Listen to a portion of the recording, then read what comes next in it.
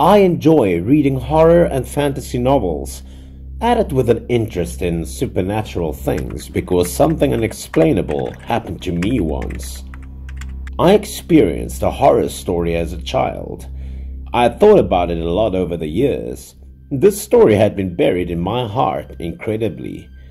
Before talking about my story, I would like to tell you about something that happened at my grandma's house when I was little. My grandmother's house was in the countryside and was surrounded by huge mountains. The livelihood of the people there depended on the resources of these mountains, so the villagers there often went to dig mountains. The people there extracted all kinds of rocks and sand from these mountains. Therefore, it was easy to see holes of different sizes in the areas that had been mined. When it started to rain, the holes would be full of water. People were unaware of the depth of these holes and danger that lurked inside of them. The children at the foot of the mountain often went up there to play for fun. Among those children, the one who was the bravest often chose the deep holes for swimming. A couple of kids in the village who lived near my grandmother's house decided to go check it out. But when it got dark, only the younger brother returned home. The boy told everyone that he did not know where his sister had gone. Everyone waited for a long time. It was getting dark, and the older sister still hadn't come home. The adults in the family felt very worried. They began to search for her inside and outside the village. Some people in the village at the time said they had seen the two sisters going up the mountain to play around 3 or 4 o'clock in the afternoon, so they told the family about going up to the mountain to search for her. After hearing that, the adults in the family knew that a bad omen had appeared. They rushed to the quarry to look for the older sister. They started searching around the quarry and the holes. After searching for a while, the mother suddenly discovered something strange in the distance. The mother got a little closer to get a better look and saw her son's ball floating in the waterhole. With a premonition that something was wrong, the mother called some family members and rushed there to see what had happened. When they arrived at the hole and looked down, people could guess that this was the deepest hole because the bottom was not visible at all and the area of it was quite large. Once again, the mother saw something on a large rock by the hole. It was a pair of shoes, and those were probably her daughters. Immediately, a man jumped into the water to save the kid. After a long time and a lot of effort, the man was able to resurface with the girl in his arms. After being saved, the sister sadly passed away with her swollen stomach containing all the water she swallowed. The mother sadly broke down, experiencing the death of her child. Then, when the mother got home, she used a broom to sweep the house and then beat her son with it. She thought her daughter's death must have been the boy's fault, and she took it all out on him. Only at the time did the younger brother honestly explain what happened. That day, the younger brother and older sister played football very close to the hole. The ball was kicked out and the sister did not catch it. It fell into the hole.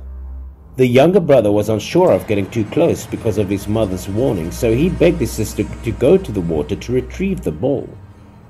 The older sister saw this and did not know how to handle it, so she had to go into the water to pick up the ball. As a result, the sister slipped and fell. Unfortunately, she couldn't swim. The older sister disappeared, and the younger brother on the shore was no longer seen.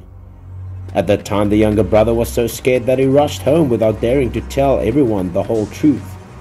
After experiencing these things, the holes in the mountains became dangerous places. The adults in the village often warned the children not to play near the holes. I was only in the 5th grade of elementary school. During the summer vacation that year, I was allowed by my mother to go to my grandmother's house to play. Whenever she saw me going out, my grandmother always told me not to go up the mountain and not to go near the quarry. I was at a naughty, playful age. How could I listen to my grandmother's advice?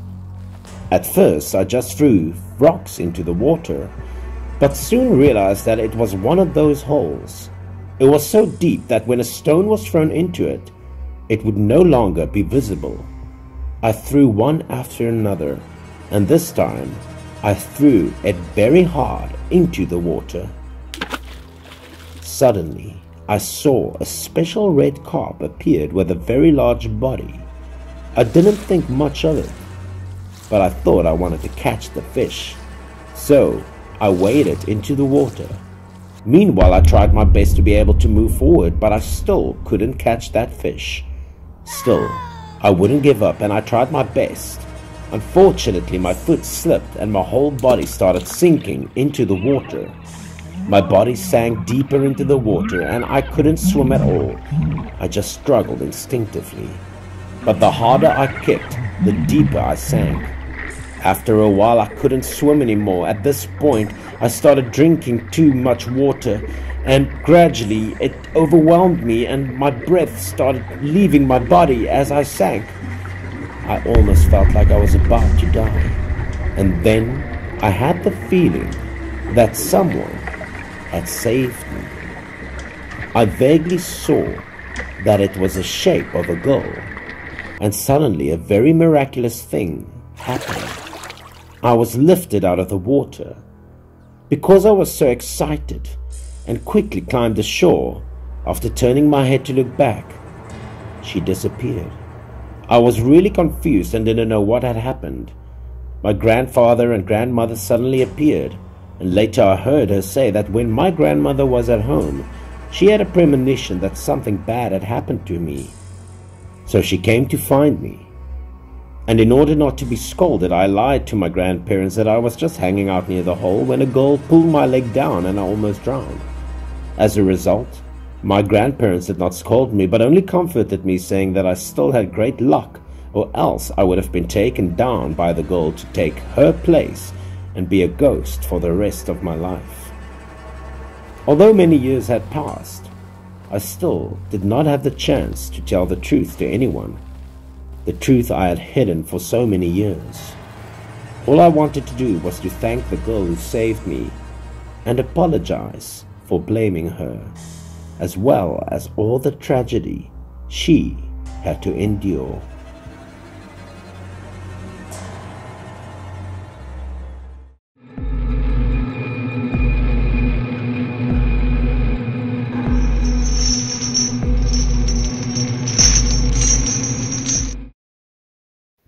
This was a scary true story that happened to my family aunt. On the occasion of my grandmother's birthday, my parents took me home to visit and congratulate her. My grandmother did not like the hustle and bustle of life in the city, so she returned to her hometown 10 years ago and lived in the same house with my aunt. My grandmother was 90 years old but still very sharp. Our extended family had a very cozy birthday celebration, but then something terrible happened that day. Late at night, my parents and I were arranged to sleep in the next room. I was assigned a separate bedroom. While I was sleeping, I heard a commotion outside the house. I heard my aunt scream outside. However, at that time, because I was too sleepy, I did not pay much attention to it. The screams got louder and louder, and after a while, I heard the commotion of a lot of people outside. So I sat up and tried to look to see what happened. The sleepiness continued to hit me, but I ignored it and continued to lie down to sleep. I planned to ask my parents the following morning what had happened later, because sleep was the most important thing at that moment. When morning arrived, I was awakened by the birds chirping. The scenery in the countryside was really different to that from the city. The fresh wind also made me sleep much better. I crept out of my room. I didn't know what time it was. I didn't hear my mother wake up like usual today. Usually it was so comfortable. Suddenly I saw in the corner of the wall a pile of ashes. This made me curious. It seemed to be a pile of banknotes and tokens that were burned last night. But why would it be here? I felt curious. Could it be that last night's fuss had something to do with these things? I also found it difficult to understand because yesterday was obviously my grandmother's birthday celebration. So who would burn paper money and votive papers like that for what? I knew that this was custom for my village traditions. However, later I was told by my parents about the night before. I heard my aunt's screams, and everyone ran outside to check it out. At that time, they discovered that she had fallen down in the yard. No one knew what had happened. Seeing my aunt unconscious, everyone expressed concern. My cousin tried to resuscitate her, but the situation was bad because she couldn't see her aunt breathing anymore. However, after a period of intensive care, my aunt woke up. At this point, she appeared extremely panicked and scared. She kept shouting, "Let go! Let go!" Her face was pale and sweaty. She seemed to have seen something terrible. Then everyone thought she had seen a ghost and invited a shaman to exorcise her.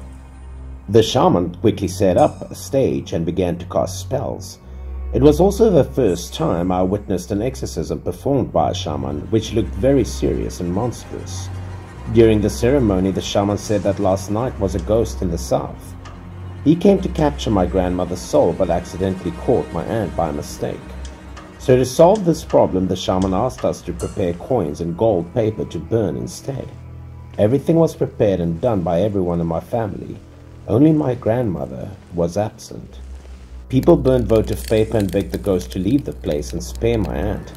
The fire was now burning brightly, accompanied by the commotion of people. My aunt was also getting better.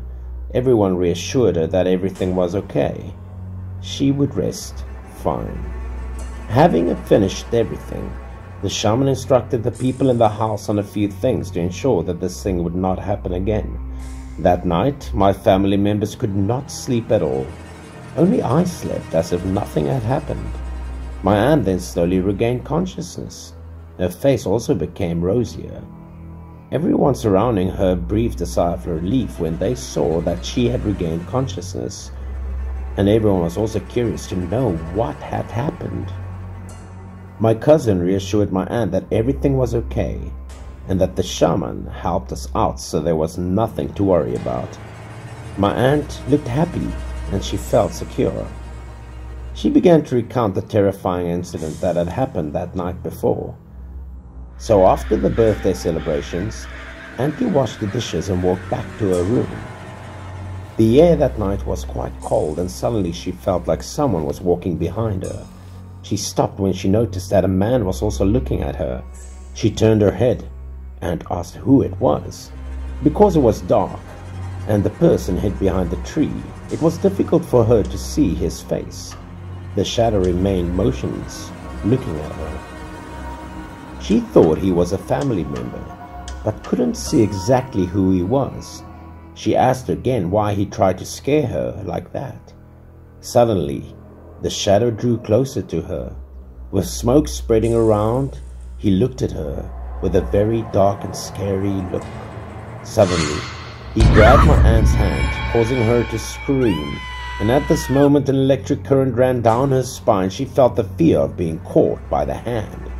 More frightening, that shadow tried to pull her away, pull her in, causing her to duck her head forward. At this point, she was so scared she shouted for help. The shadow was still pulling on her no matter how much she cried. Fortunately, because of all the screaming, everyone in the house woke up and ran out to save her in time. This story happened a long time ago, but I still remember it very well because it happened on the occasion of my grandmother's birthday celebration.